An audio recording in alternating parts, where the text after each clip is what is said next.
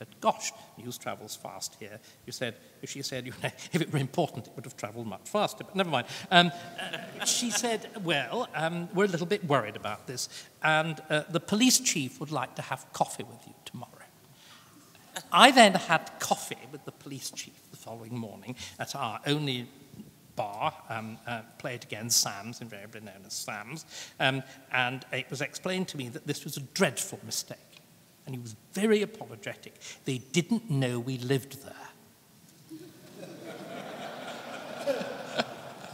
The law was designed to stop people outside doing damage to you, and you can see they were going to be very efficient. Now, that's the good. When we go on about community, and when Cameron goes on about community, that will be the downside. Community is intensely discriminatory. Those outside are excluded. But again, the jealousy of English law, that first point that I was making. I will take one more question. Gentleman there. No, you, sir. I seem to remember from studies a while ago about the American Constitution that the Senate was created really to defend states' rights. Right. And so I wonder if we were to go with the idea that you have in mind of separating the executive from the legislature, would we really need two chambers in this country? Because we're actually quite a small country, and maybe the issues that they faced when they set up the Senate wouldn't apply. Yeah, yes, indeed. The Senate, in fact, was officially, which, as you all know, all states have equal representation at the Senate, however big or small. You have 2 senators from each. And originally, under the terms of the Constitution, they were nominated by the state legislature, and they were people of no significance whatever. It's only once they're elected, with whatever constitutional amendment it is, on the eve of the First World War, that they become very visibly the first house. I think you do need it. I think that the tripartite legislature is an extremely good idea. The old, be it enacted by the advice and consent of Queen's Most Excellent Majesty with Lord Spiritual, Temple and Commons in this present Parliament assemble, that which we still just use, I think has got a lot of virtue to it. What I think we should do, in fact, is, because you say England is big, it's like England is small. It isn't, if you think local. I live in Kent. Kent calls itself still the Kingdom of Kent. It feels a world from London. It has its own values, it's got its own shape. I think what we should do is what, of course, originally the House of Lords was designed to be, a series of great representatives of the counties. I would follow it pretty well identically. The historic counties, would, 36 of them, would give you an upper chamber of about, 72. That seems to me to be the right sort of figure. I'd knock the Commons back to their historic level, which is between 350 and 500, as opposed to the bloated structure, which is really very much a creation of union. It's creation of three-nation union that stretches it so far. I think the medieval Commons. But remember, if the population of medieval Britain, medieval England, population of medieval England is about 2 million. You had 350 representatives elected. Now, that suggests, do you see what I mean? This very, very high level of representation.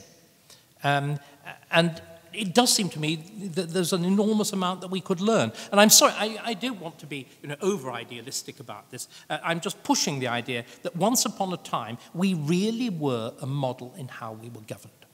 If you look at the 18th century, the great debates of the 18th century, particularly the debates that feed into the American Revolution, which of course draw so heavily on the reformist group of the French aristocracy, Montesquieu and whatever, they take for granted that England is the best governed country. And what they're looking for is a way to generalize and systematize that, and in typical French fashion, to read in quite unnecessary general principles. Ladies and gentlemen, you will agree with me that this has been an astonishing conspectus, to use a noun much favoured by my brother Sedley, who sits in the front row, of a constitutional history and law, beginning in a minor key there is something radically wrong with our political culture and institutions, but modulating through something a great deal more positive. English law belongs to the citizen. It depends on consent and representation. It is inductive, not deductive. It builds principles out of circumstances and not circumstances out of principles. It is jealous of any rival, as witness the events of 1170 in Canterbury Cathedral. The claims of the Church over our law resonate with me at the moment, having recently given a judgment for which I have been much excoriated by churchmen as seeking to impose law over religious claims. This is in a major key, and I wonder whether Dr. Starkey's pessimism, if he will allow that rather crude expression, is entirely justified. The law of England today is practiced, I would suggest, very largely as it always has been. The judges make decisions according to the same kind of method that they always have. Perhaps they're a little crippled by the excessive use of technology, but that's, if you like, a detail. All these things still serve us and serve us well. But Dr. Starkey is surely right in suggesting that, if not the core of our legal philosophy, at any rate some of our institutional values have been threatened by recent political maneuvers. And we shall see, of course, what happens this evening.